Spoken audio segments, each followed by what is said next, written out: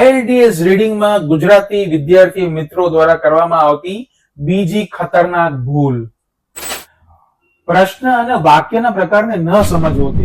IELTS રીડિંગની અંદર ઘણા બધા પ્રકારના પ્રશ્નો આવે છે. યસ નો નોટ ગિવન આવે છે, ટ્રુ ફોલ્સ નોટ ગિવન આવે છે, MCQs આવે છે. આવા અલગ અલગ પ્રકારના પ્રશ્નો આવે છે. ખાસ કરીને યસ નો નોટ ગિવન કે ટ્રુ ફોલ્સ નોટ ગિવનમાં તો વિદ્યાર્થીઓ ગોતે ચડી જાય છે.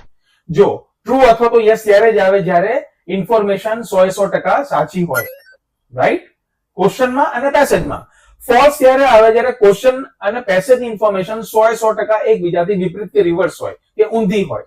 પરંતુ નોટ ગિવનમાં ઘણા વિદ્યાર્થી મિત્રો એવું કરી નાખે છે કે નોટ ગિવન એટલે માની લો એમને ઇન્ફોર્મેશન ન મળી હોય તો નોટ ગિવન, અથવા તો ઇન્ફોર્મેશન હોય પણ તો પણ એના વિશે પણ જો તમે એવું નક્કી ના કરી શકો કે આ ટ્રુ માં આવશે કે ફોલ્સ માં આવશે તો પણ એનો આન્સર નોટ ગિવન માં આવી શકે.